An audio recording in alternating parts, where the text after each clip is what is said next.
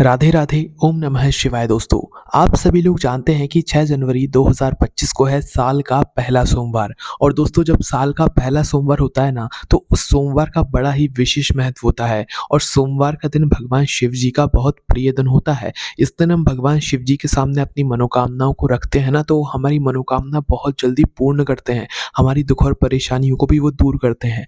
इसीलिए दोस्तों, आप लोग अगर इस साल के पहले सोमवार को 6 जनवरी के दिन 3 समय वाला उपाय करते हो, तो आप भगवान से जो कुछ भी माँगोगे ना, वो आपको ज़रूर मिलेगा। और ये वाला उपाय सिर्फ़ और सिर्फ़ आप साल के पहले सोमवार के दिन करके देख लेना। आप खुद कहोगे कि हाँ, इस उपाय को करने के बाद हमें सच में बहुत ज़्यादा फल मिला है, हमारी मनोकामना पूरी हुई है, हमारी दुख और परेशानी यहाँ पर दूर हुई है। तो 3 समय वाला उपाय आखिर करना कैसे है, वो इस वीडियो में हम लोग जानेंगे। और 3 समय वाला जो उपाय है ना, ये पंडित जी ने अपनी अभी की ही कथा में बताया हुआ था, ज़्यादा पुराना उपाय बिल्कुल भी नहीं है। और जो पंडित जी नया उपाय बताते हैं, उस उपाय को करने का फल बहुत जल्दी और बहुत बड़ा होकर मिलता है। तो इस मौके को अपने हाथ से मत जाने दीजिए और इस साल के पहले सोमवार को 6 जनवरी के दिन 3 समय वाला उपाय ज़रूर कीजिए। देखिए, ये उपाय कोई भी कर सकता है अपनी किसी भी दुख और परेशानी के लिए, अपनी मनोकामना पूर्ति के लिए, अपने किसी भी काम के लिए, चाहे आप बड़े हों चाहे छोटे हों। आप इस वाले उपाय को अपने लिए खुद कर सकते हैं, कोई दिक्कत वाली बात नहीं। और घर की सुख और शांति के लिए करना है, तो घर का कोई एक बड़ा सदस्य भी करेगा, तो भी काम यहाँ पर चल जाएगा, ठीक है। तो 3 समय वाला उपाय कहने का मतलब है कि इस उपाय को आपको 3 समय में करना है। उपाय एक ही है, पर करना 3 समय में रहेगा। मतलब कि 6 जनवरी के दिन आपको एक ही दिन में 3 बार ये वाला उपाय करना पड़ेगा, 3 अलग-अलग समय पर। एक तो सुबह, फिर दोपहर में, फिर शाम को, ठीक है। इन 3 समय पर उपाय करना है, जिसमें से सबसे पहले सुबह के समय की अगर बात करें, जब भी उपाय करो सुबह, दोपहर, शाम को शुद्धता का ध्यान रखते हुए ही उपाय कीजिएगा। तो सबसे पहले सुबह की बात करते हैं, तो सुबह आपको मात्र 1 लोटा जल अपने घर से भरना है। इस उपाय का ही ये एक हिस्सा है ना। सुबह-सुबह जितना जल्दी हो सकता है, बाकी सुबह 10 बजे से पहले-पहले आप सुबह का उपाय कर लीजिएगा। 1 लोटा जल आपको भरना है अपने घर से। उस 1 लोटे जल को भरकर अपने ही घर के पास में जो शिव जी का मंदिर है, वहाँ पर जाना है। और शिव जी के मंदिर में जाकर इस 1 लोटे जल को शिव जी के शिवलिंग के ऊपर एक धारा से धीरे-धीरे करके चढ़ा देना है, भगवान शिव जी का नाम लेते हुए। इस जल को शिवलिंग पर चढ़ाने के बाद भगवान से प्रार्थना करके अपनी वो मनोकामना बोलिएगा जिसके लिए आप लोग अपना ये वाला उपाय कर रहे हैं, या दुख और परेशानी के लिए कर रहे हैं, तो वो बोलिएगा। और अपनी जो भी परेशानी है, मनोकामना है, उसको बोलने के बाद आप अपने जल को चढ़ाकर वापस अपने घर पर आ जाइएगा। ये आपका एक टाइम का उपाय हो गया सुबह के समय का। अब बारी आती है दोपहर के समय की। तो दोपहर में आप लोगों को लगभग 12 बजे से लेकर 2 बजे के बीच में अपना दोपहर वाला जो उपाय है, इसको करना होगा।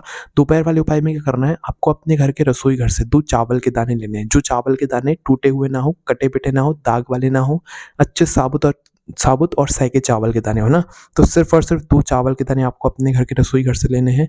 उन 2 चावल के दानों को लेकर आपको अपने ही घर के पास में जो भी एक बड़ा-सा बेलपत्री का पेड़ हो, बेलपत्री का वृक्ष हो, वहाँ पर जाना है। और वहाँ पर जाने के बाद आपको उस बेलपत्री के पेड़ के नीचे बैठकर इन 2 चावल को वहाँ पर समर्पित कर देना है, ठीक है? एक-एक करके या एक साथ, है ना? तो बेलपत्री के पेड़ के नीचे बैठकर आपको बेलपत्री के पेड़ के पास में, बेलपत्र की जड़ के ऊपर आपको ये 2 चावल के दाने समर्पित कर देने हैं। चावल चढ़ाने के बाद आपको क्या करना है कि उस बेलपत्र के पेड़ की परिक्रमा करना है। क्या करना है? परिक्रमा करना है, ठीक है? परिक्रमा ज़रूर कीजिएगा। परिक्रमा कितनी करना है? पंडित जी ने कम से कम 7 परिक्रमा करने के लिए बोला हुआ है। पहले चावल के दोनों दाने चढ़ा देना है आपको बेलपत्र के पेड़ के नीचे। उसके बाद कम से कम 7 परिक्रमा करो, या फिर 21 भी कर सकते हो, 11 भी कर सकते हो, 51 भी कर सकते हो, 108 भी कर सकते हो। जितनी आपकी क्षमता है उतनी कीजिएगा, है ना? पर कम से कम पंडित जी ने 7 परिक्रमा करने के लिए यहाँ पर बोला हुआ है। अगर आपकी ज़्यादा क्षमता नहीं है, आपको नहीं बनता है, तो आप 1 परिक्रमा कम से कम चावल को चढ़ाने के बाद ज़रूर करें, और वहाँ पर भी अपनी मनोकामना जो भी है वो बोल दें, ठीक है? उसके बाद में आप अपने घर पर वापस जाएँ। यहाँ पर हमारा दोपहर के समय भी उपाय का जो है वो भी पूरा हो जाता है, दोपहर के समय का। अब बारी आती है शाम के समय की। तो शाम को 6 बजे से लेकर 7 बजे के बीच में आप अपना शाम का उपाय कीजिएगा। या लेट भी हो जाए तो 7:30 या रात 8 बजे तक भी आप लोग अपना ये वाला जो उपाय है इसको कर लीजिएगा, ठीक है? तो शाम को क्या करना है? शाम को आपको अपने ही घर से 2 दीपक तैयार करने हैं, मिट्टी के हों या आटे के, जो आपको मिल जाएँ। तो आटे के या मिट्टी के जो भी दीपक हैं, उनको लेकर दोनों दीपकों के अंदर गोल बत्ती रखकर उन दोनों दीपकों के अंदर शुद्ध देसी गाय का घी डालकर आपको तैयार करना है।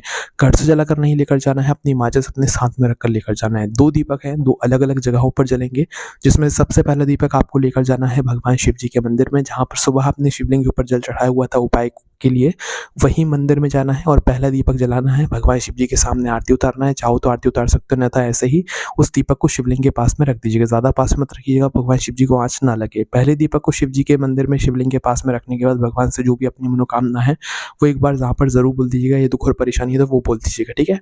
उसके बाद प्रार्थना करके मंत्र का जाप करके 1-2 मिनट वहाँ पर बैठकर वापस आपको आ जाना है शिव जी के मंदिर से बाहर और सीधा पहुँच जाना है आप लोगों को बेलपत्र के पेड़ के नीचे, जिस बेलपत्र के पेड़ के नीचे आपने दोपहर में 2 चावल के दाने चढ़ाए हुए थे और परिक्रमा करी हुई थी, है ना? उसी बेलपत्र के पेड़ के नीचे अपना दूसरा दीपक लेकर पहुँच जाना, वहाँ पर भी बैठना, वहाँ पर भी अपना दीपक जलाना और दीपक जलाकर उसी बेलपत्र के पेड़ के नीचे भगवान शिव जी का और माता पार्वती जी का नाम लेकर उस दीपक को वहाँ पर रख देना। दीपक को रखने के बाद अपनी मनोकामना यहाँ पर विशेष रूप से बोलना, भले ही आपने कहीं मनोकामना ना बोली हो, पर यहाँ पर आप लोग ज़रूर बोल दीजिएगा दूसरे दीपक को बेलपत्र के पेड़ के नीचे जलाते समय में, ठीक है? दीपक जलाने के बाद भगवान के नाम का 2 मिनट जाप करके बस वहाँ पे भगवान को धो देकर प्रार्थना करके वहाँ से उठकर सीधा अपने घर पर वापस आ जाना। यहाँ पर ये वाला उपाय पूरा हो जाता है। इस उपाय को आप सुबह, दोपहर, शाम जब भी करो शुद्धता का ध्यान रखते हुए ही करना, और जो उपाय सुबह करेगा वही उपाय दोपहर में भी करेगा, शाम को भी करेगा, बदल बदल कर नहीं करना, इस बात का ध्यान रखना। बस इतना सही उपाय यहाँ पर पूरा हो जाता है ना।